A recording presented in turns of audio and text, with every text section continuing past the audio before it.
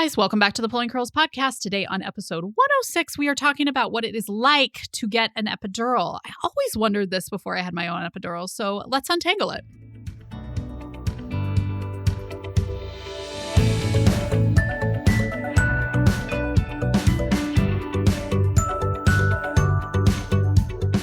Hi, I'm Hillary Erickson, the curly head behind the Pulling Curls podcast, where we untangle pregnancy, parenting, home, and even travel. We know there's no right answer for every family, but hopefully we can spark some ideas that will work for yours. Life's tangled, just like my hair.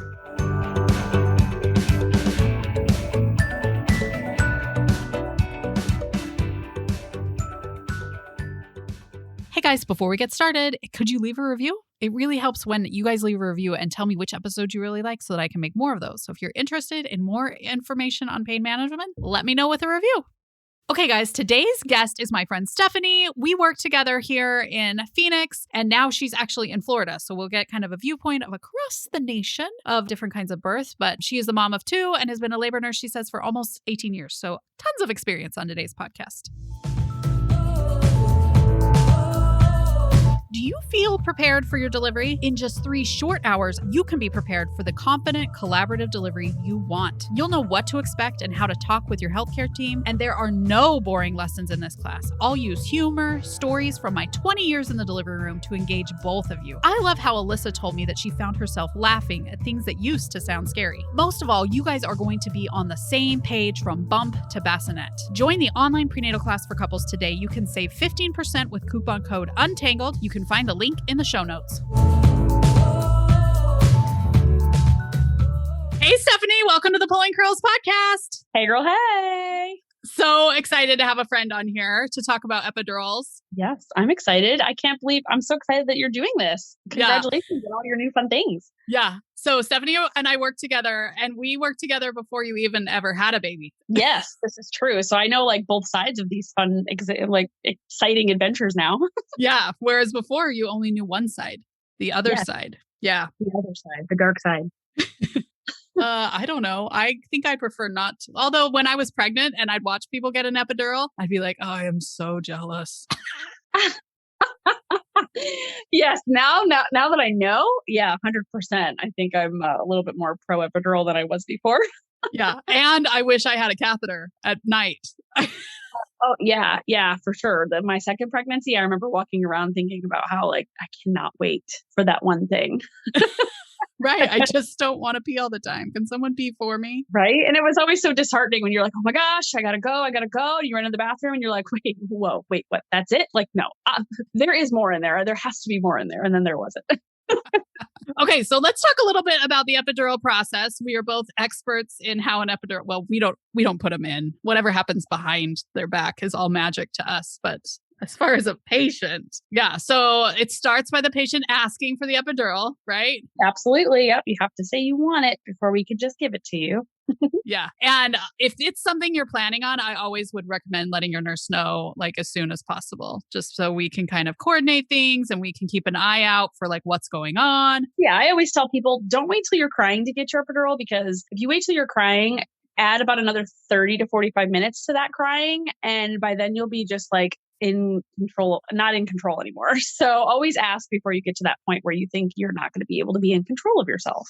Yes, because it does require some control. Yeah. Because they're back there with a needle. Yeah. You don't want to be moving and thrashing and crying when you're trying to get your epidural. They want you to be in a certain position. And I think that's always helpful when, you're not in writhing pain. Yeah. So I always tell people, if you're, 0 to 10, 0 is no pain, 5, you want to cry, 10, you feel like you're going to die. Don't wait till you're 5. I always say, when you hit 4, start thinking about whether or not, are you going to be able to handle this? Yeah. Because you are going to get to a 9. At least on a very broad pain scale.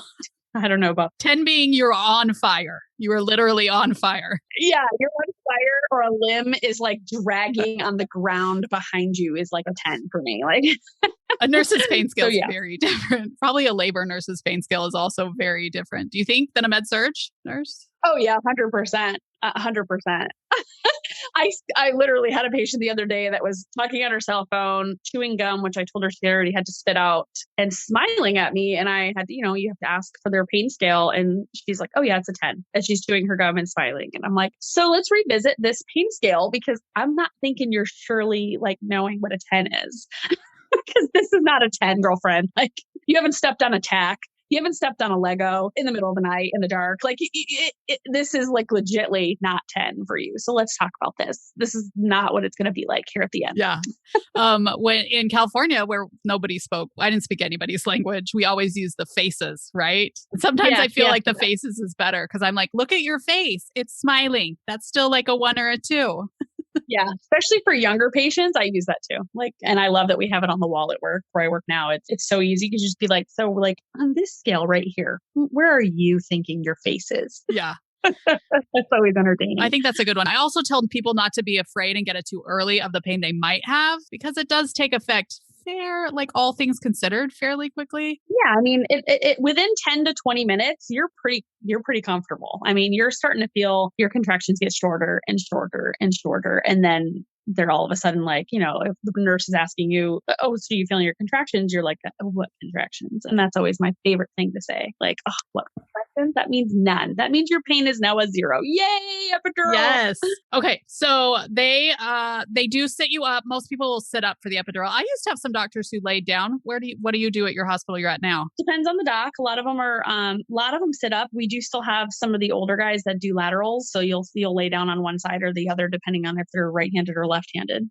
Both of them though, you're basically still like, I always say like you're kind of doing like a mad cat on Halloween, where like, your back is like arched kind of like, but like curled in like a cannonball. And like you're trying to relax your shoulders and trying to like just slow deep breaths. Yeah. And it's not a super comfortable position. And we realize that when you're pregnant, nobody wants to just curl up around that baby. No, especially laying down is, I think, harder, because then they ask you to bring your knees all the way up and you're trying to grab underneath your knee. Like you really are truly in a cannonball position. That one is a lot more difficult for some people. Yeah. And so a lot of it. And then putting your head down. Yes. Putting your head to your chest. I think that's like the worst part of the whole thing, because you're contracting and then you're like cutting off your air supply, trying to like put your head down and trying to breathe through it. And they're telling you not to move. And that's probably the hardest part of the whole process, other than, that initial little bee sting that they give you to numb up your back. Other than that, it's cake. Yeah. To me. So they do give you like a numbing little bee sting, like we said about, which is similar to like what you'd get if you got a cavity filled or were at stitches, that same kind of a thing. And then after that, I always felt like it was just they were jabbing me with their pen, still looking for my spine. Yeah, kind of like exactly like, or like taking their thumbnail and just like poking at you just a little bit, like just uncomfortable pressure, but not so bad that you're not able to tolerate it typically, because usually by then your contractions are worse than that. So yeah, it's usually a lot easier to deal with. It just depends. Like I've had 2 different experiences. My son, I really wanted a particular anesthesiologist to do my epidural before he went off shift. And I had started to feel pain, but I wasn't really all in that much pain, but I was like a 4. I think I was dilated like 4. And so he put it in. And so I barely had any discomfort. So I felt like the whole process of the epidural. He did a great job. Don't get me wrong. But like my first one, I definitely felt more. Whereas my daughter, I got to 7 centimeters accidentally, is kind of like how I like to say it. And I didn't care what they were shoving in my back. They could have shoved an entire, like whatever is very large into my back. And I would have been totally fine as long as it resulted in total comfort. Like I did not care. I didn't feel him back there. I truly can't remember what the man's face looked like. I remember nothing from it. I just remember all of a sudden, okay, that one was a little easier. That next one was a little easier. So I think it truly depends on how bad you're in pain to know like, really the true difference of are you really needing it? Or are you really not? And are you really going to feel a lot of it? Or are you really not? That's really true. I tell everybody that it's similar to an IV. And then after they get it done, they're like, oh, it was less, because usually there's just not as in much pain when we put in the IV. Yeah. I think the anticipation is way worse than the actual process for sure. Yeah. The other good news with the epidural is you humanly cannot watch it, unlike an IV. I like to watch it, but I think it's because I'm a nurse and kind of weird. But yeah, but you can't watch them put the needle in your back unless you're like the exorcist. Oh, like as the patient. Yeah, no. I was like, I like to watch. Yes, you're right. Cause you can't turn around and look back, and they won't even let really your significant other look there. So yeah, that's true. You can't really see it. Whereas the IV, you can totally open your eyes and go, oh, what are you doing? Yeah. And usually they let one person stay in the room. Yep. And that person has to be sitting down, because no matter how big and strong you are, I have had a pro football player hit the floor before. So everybody sits no matter what. And I would recommend dad maybe have a quick snap before that, because some get a little, and you don't want us paying attention to you for sure. No, because then we start taking like video and like putting it up on YouTube for the mom for later. No, kidding. We don't do that, but we do threaten that for sure, just to make it a little bit funny. But yeah, no. So yeah, we always ask dads to eat, especially before delivery too, because it's always good. Just, those major critical times where we really need you to be there for mom and not on the floor. So. Yeah. And I will say that as a nurse, I had a feigning day as a nursing student. Did you? Meaning you saw one or you did? No. Oh no. I was my first day in the OR. I didn't eat breakfast. It was a DNC. I had cramps. It was over. Oh, no, I never did. I only had one bad incident with like suction of a trach, but that's a whole nother world that I never revisit again. Nurses and the things we don't like. Okay, so you sit up, curled around your baby. They put the tube, they do use a needle, but then the needle comes out and they put a plastic tube that's about the size of like an angel hair spaghetti. Yeah. It's like a flexible one. And then they tape it with the mother load of tape to your back. Yep. And then it just infuses kind of like with an IV pump. And that is probably different than your mom got. Because I will say for my first one, who's 21, I just kept getting other shots. So they would just come in and give me, we call it a bolus, but just like a bunch of medication. So I would go from like super, super numb to like not very numb. And that might be what your mom experienced if she talks about it. But yeah, I'm everyone's grandma now. Wow. See, I did not know this. My mom was not able to get an epidural with my sister and I. I was trying to come out in the car, and then my sister was trying to be born on a bedpan. So like she didn't have time to really even do a whole lot at the hospital. We were both very quick babies. So that was really lucky for her in a way, but also then she ended up going natural. So I don't know how lucky that is. But so yeah, my mom never really got any of all of the pain meds that are available now. That's for sure. Right. And a lot of our moms didn't. They might have my mom got a Epidurals, which I have not even seen. Oh, yeah. And they still have some docs that'll do those. So really just depends on where you go and what your docs are like. But I've heard that those are actually quite helpful with certain pain. I just don't think new doctors are really trained at it, though. Yeah, no. Well, and not only that, but that the culture today is so epidural. So yeah. So a Epidurals is where they numb just where like your vagina and your cervix, right? Yeah, your vagina and cervix are. So basically, it takes away that pressure pain, which would be great in a way, like if they got further along. But I don't know. Yeah. Like I said, I'm full pro epidural. I mean, I'll help you go natural all day long, but I just sit there and look at you like, wow, you poor thing. You don't even know the other side. Yeah. Okay. So the other side, what was different about having an epidural than you thought it would be? Oh, wow. Anything? You can still feel pressure, which I guess I've been a labor nurse now for almost 18 years and I've watched people do it for so long that I guess I didn't really realize how much you still feel because, you always have those patients that are like, oh, I don't want to get it yet because I want to experience everything. Well, you still experience it. You still feel like the tightening in your belly, the pressure of the contraction in your belly. It's not painful. You just kind of are aware that it's there. And then when the baby comes down, like I could feel that my son was there. And I remember telling Cheryl, the other lady we worked with, I remember telling her like, okay, I think it's time. She's like, great. She flipped me over and like left the room for another hour. So I was just like, okay.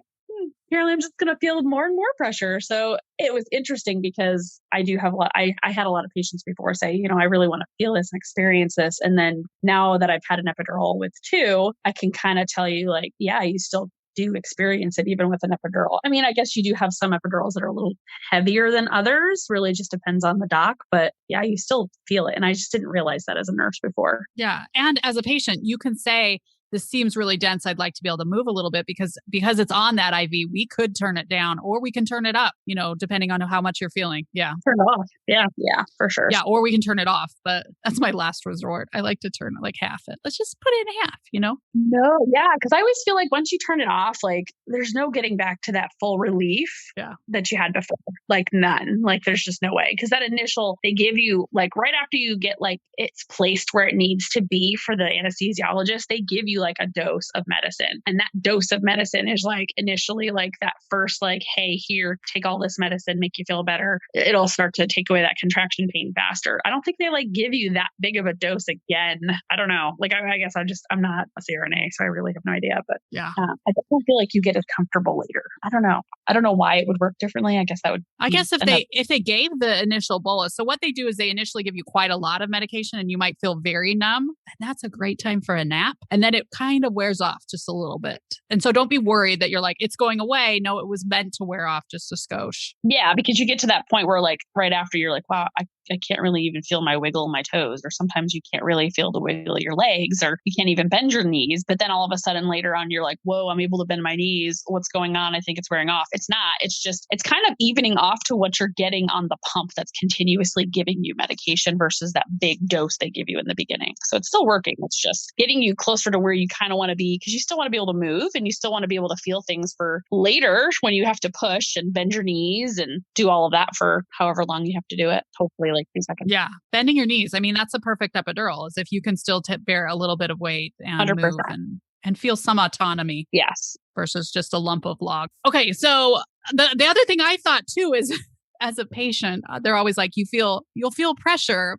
It's not pain, but pressure can be painful. So, I think that's something to be aware that you might register it as pain, even though it's pressure. So pressure being that the baby is pushing down on your tissues, it's not going to take all that away. Yeah.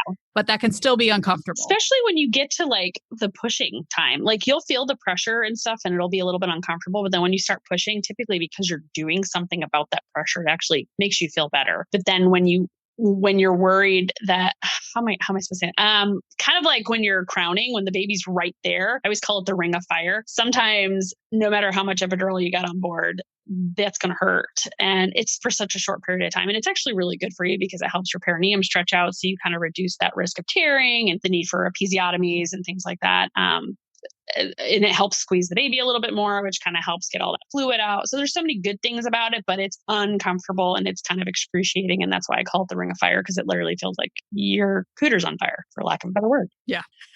And it doesn't last long. No, because your baby's crowning. So it's right there. So you're pushing with contractions and then the baby comes out, within a minute or two, and then you're done. You have And in general, I would say it is not near as bad if you have an epidural that if you don't have an epidural. That's usually when you get that scream. Yeah. And then you're actually with an epidural, you're almost better off because you have more control over that pushing. Whereas without an epidural, you just don't. You don't have that control. You just want to push whether you have a contraction or not because you feel that pressure down there. So yeah. Okay, let's bust some epidural myths. Do you have any myths? You want me to start? You're not going to be paralyzed. Yeah. A lot of people think they're not actually by your spinal cord that they could paralyze you. They're lower than that. They could cause some damage, of course. But yeah. Yeah, you can have some back pain, I think is like the biggest thing that comes away from it. But being paralyzed, no. Yeah. No. And I will say I get a lot who are like, well, my mom's sister's aunt's brother's nephew's cousin, she had back pain forever after having a baby. And I'm like, well, having kids is a pain in your back because suddenly you're doing all these weird, putting a baby in the crib, putting the car seat in, all of those breastfeeding. Things. Yes. There's all these weird things. And your back, there's no body mechanics. You've given up. You're too tired. You're too tired. Exactly. You're not bending your knees to lift and all of it. You're just getting it done. Like it's just, you're getting it done. So yeah. I always felt a small bruise, like where they put the needle in, but that was about it. The rest was all me. I think the worst part of like post epidural was getting the tape taken off. Like it's truly like getting your back waxed. So if you're a hairy mom, you might want to do something about that before you go. I don't know, but it takes a second to come off and that's fine. But then like, for some reason I felt that tape rip off area for a while, like for like I want to say like a week. It was just sore, but it went away. So I don't know. That might have just been me being weird. But maybe they got some revenge on you. Did they put the sticky spray on just to make sure that take off a little skin too? Right? No, I truly have no idea. That second one, like I told you, I have no recollection of that thing going in. I just remember feeling really good afterward. And I did have a little bit of a hot spot with that one, which is when you still feel contraction pain in like one spot, no matter what they do for you, what they give you. But for me, I was lucky. It was just for a very short period of time because I was essentially complete right after getting my epidural. And that's probably why I had the hot spot, is because I just went so quickly with her. Yeah, you could have been your mom delivering in the car. Or in a bedpan, right? Totally, 100%. Yeah. Yep. I'd pick a bedpan over my car. I think so too. I think it would be cleaner. And then at least that way I knew I was like in a hospital where like we were using their linens and not like my car floor mat to like clean things up. Yeah. I don't know. That's what I should have on, is a company that like fixes your car after you have your baby in the car. 100%. Because I don't know how you I don't know how you come back with that. I don't know. Like, all I know is my husband tells me this story about how he had somebody's grandmother accidentally pee in his old car, and he ended up having to sell the car because he could not get the smell out no matter what he did. So like, I can't imagine the smell of baby juices getting that out of a car. Like, I just can't. No. I don't think I'd want to. I think I'd pretty much be like, yep, this one's going and getting traded in. Clean it up as good as we can. Yeah. Isn't there a Seinfeld episode about the car and like there was a smell in a car and he just finally sold it? Yes, I do remember that. Oh my gosh. Yeah, that was a while ago. But yes. Oh gosh, I can't even imagine. But yeah. All right. My other myth, I think I might have said this before, is that it's only going to take away 80% of the pain. Like that's what they aim for. I think a lot of people think it's going to be 100% pain free and they had zero coping skills. And when there is some pain and pressure involved, they literally cannot handle it at all. Yes, 100%. Yeah. Like I said, you want to be able to feel enough to know when you're having a contraction so that when you are complete, you can be like, having a contraction, let's push, versus having the nurses do all of it for you, because then you're not going to be pushing effectively and you'll end up pushing for 4 hours and things like that. So yeah, 80% is probably a really good one because you're not going to be 100%. You don't want to be 100%. You truly wouldn't be able to move. No, that's when you have a C-section. I mean, we do that so you can have a C-section. Yeah. The other one, of course, is walking epidurals. Have you ever given a walking epidural? No, never have given an epidural. I've never even seen anybody actually do anything like that. Well, actually, I don't know. Would it be considered a walking epidural if you got one for like a bulging or herniated disc? Is that considered a walking epidural, I wonder? Well, that's just a different kind of. That's not a labor epidural. That's just like. No, it's not. I got an epidural for my tailbone. That is a whole other episode. But I mean, yeah, you walk after that. But I think it's just a super light epidural. Like if you want a super light epidural, first off, I don't know that I would get one. And second of all, just knock yourself out. Get no epidural medicine. But yeah, if you're really wanting something super light, do IV medicines. Like that way. I mean, I guess there's probably positives and negatives to all of that. But yeah, no, I have never done the walking epidural thing. I've never even seen it done. So yeah. I think you just have to decide if the risks weigh the benefits. And also, I've heard that by walking, they mean you might be able to toe touch to a commode so you can pee, which again, I love me a catheter when I'm pregnant. So yeah, like getting in and out of the bed is so difficult towards the end. It's just like, why just go into a catheter? It's so easy. You don't have to do anything. It's such a vacation from life. You should start selling them for normal people or just pregnant women in general. Catheter, a vacation from life. Hey, for that and nurses, man, I would totally strap on a leg bag in the middle of a 12-hour shift or whatever. It's just like, I have no time for that. Sorry. But then you'd realize you hadn't drunk anything. Your urine would be super dark. I don't know that I'd want it. Yeah, but that way, you would think about it this way too. Like you could at least monitor it throughout the day and be like, looking a little darker there, or I'm just going to go ahead and drink this glass of water real quick. Whereas like when you're not drinking and then you do finally go pee at work, you're like, kind of dark. It's been about 10 hours. Probably should drink something. Yeah. At least that way you'd have like a little bit more of like the opportunity to assess your hydration. All right. So that's the epidural. That's what you guys should expect. I have a whole post about how the epidural goes in. You guys can check it out. But hopefully this gave you guys some more information about epidurals. Thanks for coming on, Stephanie. Thanks for having me. Okay, guys, I hope you enjoyed that episode. I loved having Stephanie on. I think it's so fun to get information from like both sides. So she could tell you kind of what it felt like as a patient. We could tell you what it happens like as a nurse. So hopefully you found that helpful. Again, I have a whole episode on epidurals. I have some videos and stuff too that I'll tuck in the show notes. If you're interested on pain management, I have a whole chapter on your pain management options in the online prenatal class for couples. I hope you guys will join me inside. Remember, you can use coupon code Untangled to save 15%. So join me because I want to give you all of the details on pain management in labor. Thanks so much for joining us on today's episode. We know you have lots of options for your ears, and we are glad that you chose us. We drop episodes weekly, and until next time, we hope you have a tangle-free day.